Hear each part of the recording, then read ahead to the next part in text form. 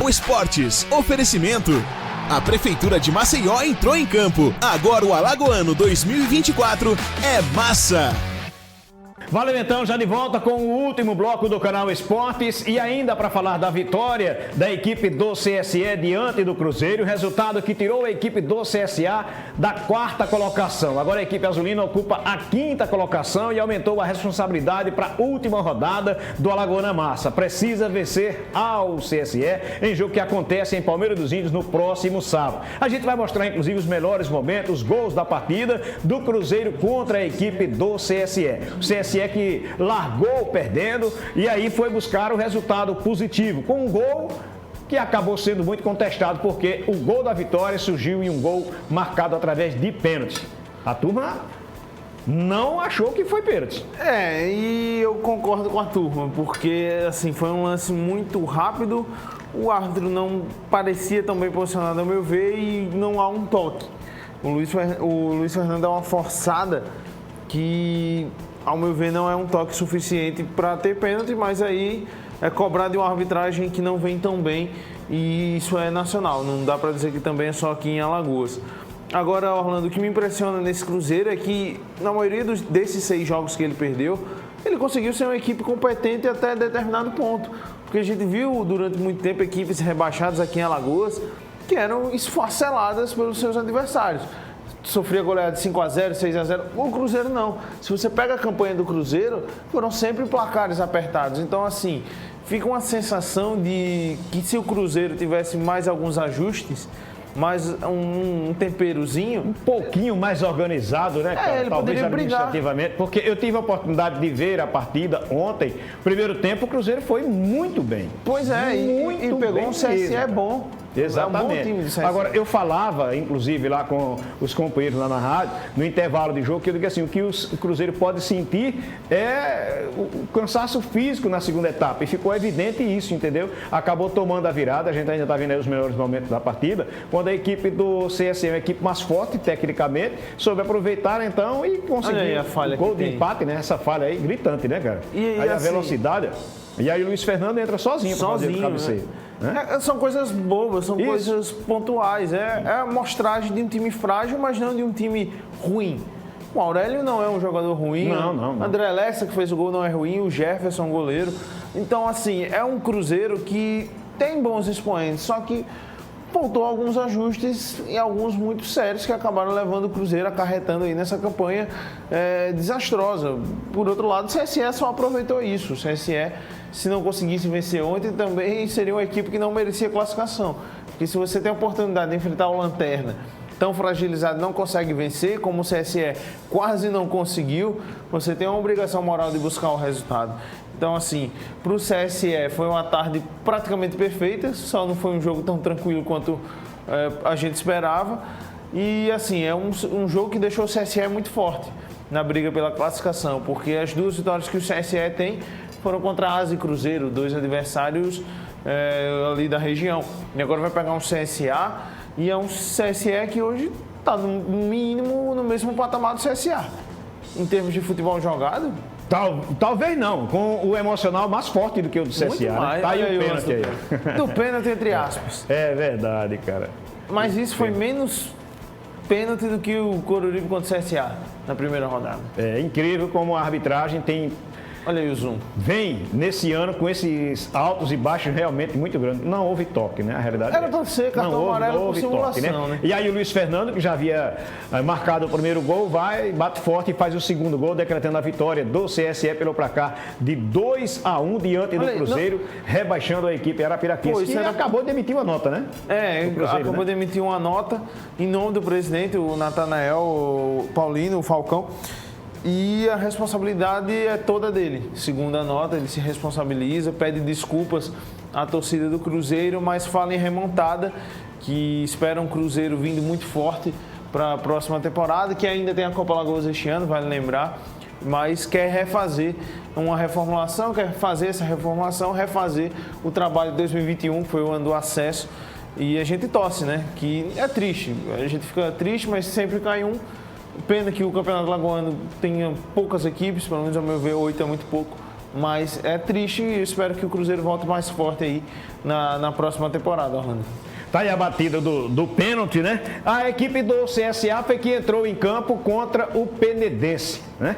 A gente ainda tá vendo aí, ficou realmente repetindo muitas vezes, mas enfim, o pênalti acabou sendo marcado e convertido pelo Luiz Fernando. O CSA que jogou no estádio Repelé diante da equipe do Penedense e ficou no empate em 1-1. O CSA até largou na frente, fez um gol, numa falta batida pelo Juninho Valoura, e aí sobe o zagueiro, o Elton Carvalho, desvia a bola pro fundo do barbante, CSA fazia 1-0. Só que o Penedense conseguiu ser melhor no primeiro, no segundo tempo e por pouco não conquistou a vitória. O técnico Jaelson Marcelino até lamentou pelo fato de a equipe ter apresentado um bom futebol, mas que não ter convertido isso em gols. Aí levou um ponto importante, o Penedense tem inclusive chance de classificação, briga também por uma classificação ainda, mas o resultado mais justo teria sido a vitória da equipe realmente do Penedense. A gente está vendo inclusive o gol do CSA marcado aí pelo Wellington Carvalho, daqui a pouco a gente vai ter a oportunidade de ver o gol do Penedense muito bem arrumado pelo técnico Jaelson Marcelino. Orlando, talvez o que faltou ao Penedense foi um pouco mais de experiência e maturidade, porque o Penedense empatou e continuou chegando ao ataque. Parecia que o jogo era no Alfredo Lee e não era o CSA, era o Santa Cruz de Penedo. Porque a dominância do Penedense para mim foi impressionante, eu não estava esperando. E assim, o que faltou ao Penedense foi um jogador mais experiente, talvez a entrada do Palhinha fosse evoluir a equipe. Mas o Penedense chegava perto da área para finalizar e às vezes a finalização não vinha tão bem. Às vezes o último passe também não encaixava, mas mesmo assim foi muito perigoso. E o CSA ficou atônito, o CSA ficou lá esperando, a Deus dará, sofrendo lá atrás, e aí até que sofreu o gol no começo do segundo tempo. O Penedense não sentiu o gol do CSA, inclusive saiu, viu as oportunidades. Entendo a chateação do Jaelson, porque um ponto para o Penedense ficou muito barato. O Penedense merecia uma sorte melhor. Teve bola no travessão também. No primeiro tempo, eu lembro do Fernando Castro ter feito uma defesa gigantesca de pontinha de dedo. No segundo tempo ele também fez mais uma. Pois é. Então assim, foi um Penedense muito bom, que deu uma amostragem. Aí você vai ver o gol do Penedense, né, na cobrança de escanteio. E preste atenção na falha de marcação da bola aérea do CSA. Como sempre, é um problema. É impressionante. É um problema crucial da equipe do CSA. Sozinho o César Pula, um dos caras mais altos do elenco do Penedense, e faz com uma facilidade que parece jogo de escola. Os zagueiros estavam todos por trás dele, cara. Pois é, ninguém marcou o cara. Um cara nessa altura é incrível. E aí tá aí então o gol de empate da equipe do Penedense. Portanto, foi assim que terminou o jogo no estádio Repelé, no empate em 1-1. A gente vai, a partir de agora, inclusive, acompanhar a entrevista concedida pelo técnico Marcelo Cabo, que para cada partida tem uma explicação. Lógico que tem. O problema é que não convence. Não estava no nosso planejamento deixar esses 2 pontos hoje em casa. Era um jogo de fundamental importância sair vitorioso, mas a gente teve de bom futebol só até o gol. Nós conseguimos jogar bem até o gol, tudo aquilo que a gente planejou para o jogo, mas depois do gol a gente foi muito mal, muito aquém. A gente perdeu duelos defensivos, não ganhamos uma bola aérea parada defensiva, e esse gol do Penedense já estava amadurecendo, porque já no primeiro tempo a gente perdia todos os duelos. Tentamos corrigir no intervalo e a gente volta para o segundo tempo, tomamos o gol. E aí eu tentei algumas articulações mais propositivas, né? Jogar somente com volante, 2 meias e 3 atacantes. Eu acho que o time até num certo momento se encontrou, mas as ações e as decisões foram muito aquém do que tinha que ter. O controle, primeiro o controle emocional do jogo, depois o controle técnico, para que a gente pudesse circular essa bola. Coloquei 2 jogadores que tem um remate muito bom de fora da área, que é o Marcinho e o Rafinha. Centralizei mais o Juninho, coloquei o Rômulo para encostar um pouco mais no nosso centroavante, e acabou não funcionando. Então foi um jogo muito ruim. A gente acaba deixando 2 pontos e aí vamos para a última rodada precisando de uma vitória fora de casa. Tem tem que de fato buscar a vitória contra a equipe do CSE no próximo sábado, jogo que acontece às 4 da tarde no estádio Juca Sampaio, na cidade de Palmeiras dos Índios. Ah lá. Grande interrogação que está na cabeça do torcedor do CSA é se vale a pena avançar de fase, porque aí pode pegar o CRB, pode pegar o Asa e, honestamente falando, a equipe do CSA no momento não se mostra páreo para essas equipes. O Arner Oliveira traz notícias, inclusive, da equipe do Azulão, que entra em campo somente no próximo fim de semana. E o final de semana terminou mais tenso para o time do CSA, depois desse resultado para a equipe do Penedense, 1-1 no estádio Rei Pelé, no último sábado, hein? CSA que agora ocupa uma posição fora do G4, principalmente depois da vitória de ontem do CSE, de virada diante da equipe do Cruzeiro lá em Arapiraca. 2 gols do Fernando, enquanto que foi a equipe do Cruzeiro que abriu o placar.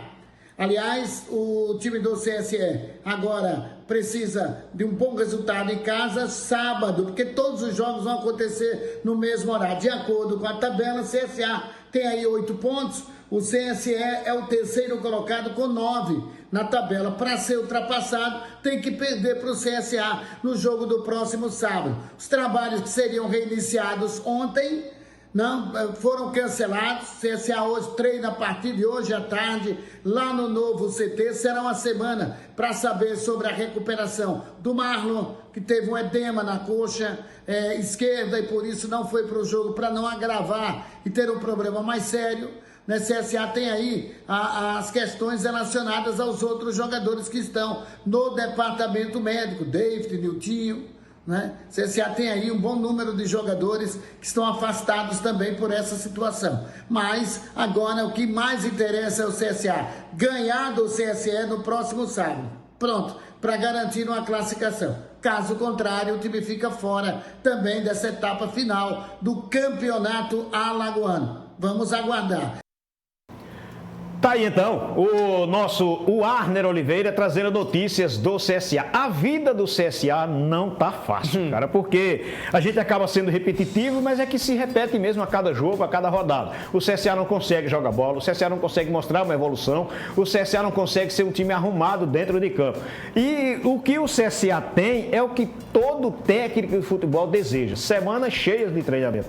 E não evolui em nada. O Marcelo Cabo disse há poucos instantes, não, eu coloquei o Rômulo para se aproximar do nosso atacante, o CSA não ganhava bola pelos altos. É impressionante. E eu costumo dizer o seguinte, e o Thiago Marques, ele vê o mundo de cima, cara. Sim. Porque ele é muito alto, mas o cara não consegue fazer um cabeceio pro gol. Não, contra o Penedense foi a prova. Sozinho. Aconteceu isso contra o Muricy, aconteceu isso com outras equipes. Não consegue. Então, cara, ou passa a semana toda treinando com esse cara, o cabeceio de bola, ou então admite que ele não tem esse fundamento, não tem qualidade e coloca outro cara. Não dá pra insistir com um cara que parece um poste correndo e não tem nada de futebol.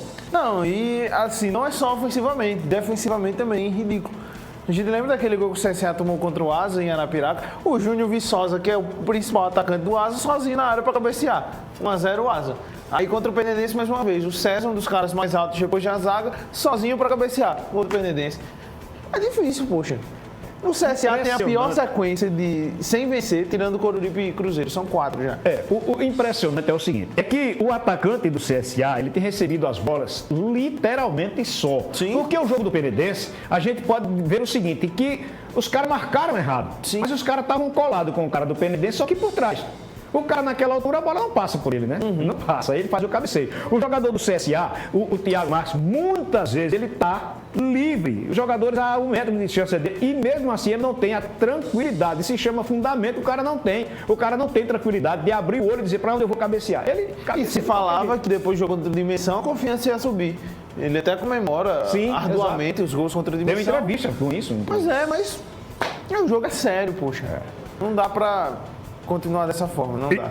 E aí o CSA joga no próximo fim de semana contra a equipe do CSE. Deixa eu passar, inclusive, aqui os jogos que vão acontecer na última rodada, que acontece toda no próximo sábado, às 4 da tarde. A gente tem o Coruripe fazendo o jogo para cumprir tabela contra a equipe do Cruzeiro. O Muricy jogando contra a equipe do Penedense, lá na cidade de Muricy. Tem CRB e Asa no estádio Rei Pelé. E o CSE jogando contra a equipe do CSA.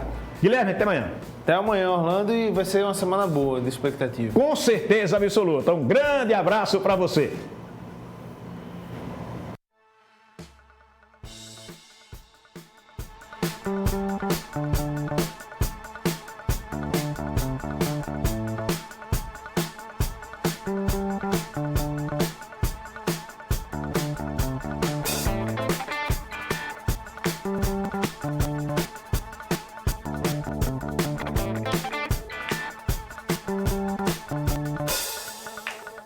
Canal Esportes, oferecimento. A Prefeitura de Maceió entrou em campo. Agora o Alagoano 2024 é massa.